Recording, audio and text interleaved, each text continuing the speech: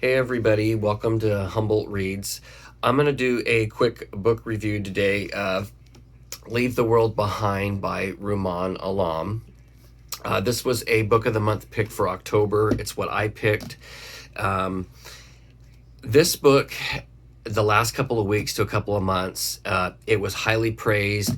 It was supposed to be one of the most anticipated books of the fall. Even Netflix bought the book rights to it to turn it into a movie with Denzel Washington and Julia Roberts, so that's in the works. Basically, this book revolves around a family, a husband and wife, Clay and Amanda, and their two children, Rose and Archie, and they live in New York City, and basically they decide to rent this very nice Airbnb out on Long Island. It doesn't really tell you where, but it just says Long Island. And on the second night, there's a knock on the door, and it's an older African-American couple, and they claim that they own the house, and they want to know if they can come inside and spend the night and write out whatever is going on. What we know is that something has happened in New York, and the author just basically kind of explains it as it's a mass power outage on the eastern seaboard, but we don't know if it was a terrorist attack, if it is just a blackout, or what exactly has happened. But the couple tells them that they will give them $1,000 cash if they can come in, spend the night, and then figure out the next day what they're going to do or what the plan is. And so a brief synopsis basically says, Amanda and Clay head out to a remote corner of Long Island expecting a vacation. Quality time with their teenage son and daughter, and a taste of the good life in the luxurious home they've rented for the week. But with a late night knock on the door, the spell is broken. Ruth and GH, an older couple who claim to own the home, have arrived there in a panic. These strangers say that a sudden blackout has swept New York, and with nowhere else to turn, they've come to the country in search of shelter.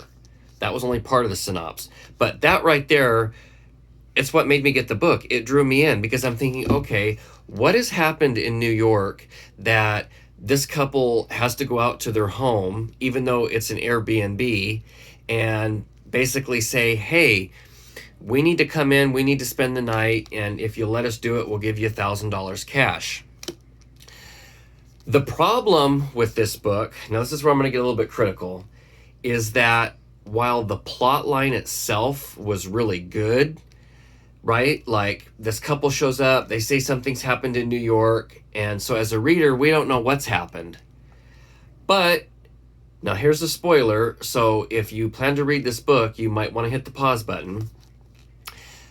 The spoiler is that we quickly learn that GH and Ruth Washington are who they say they are. They do own the home, and something has happened in New York. But all through the book, we never learn what happens in New York. There's several references to it was a terrorist attack, it was a blackout, but we never really know what happens. So for 2 or 3 days, they're stuck in the house. The young son, Archie, he gets really sick, and at one point all of his teeth fall out.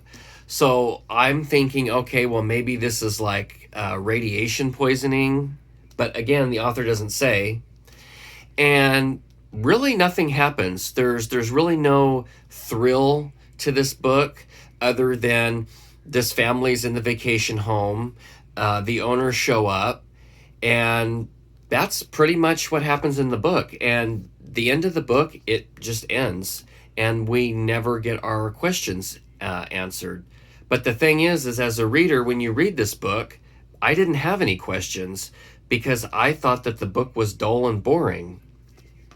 Rumaan Alam has written a couple of other books. I wouldn't say that I will never read another one of his books, but I just felt that he really could have worked with this book to make it a lot better than what it was. And as a reader, he just didn't. 240 pages and you get to the end and you're just kind of like, okay, that's what this book is.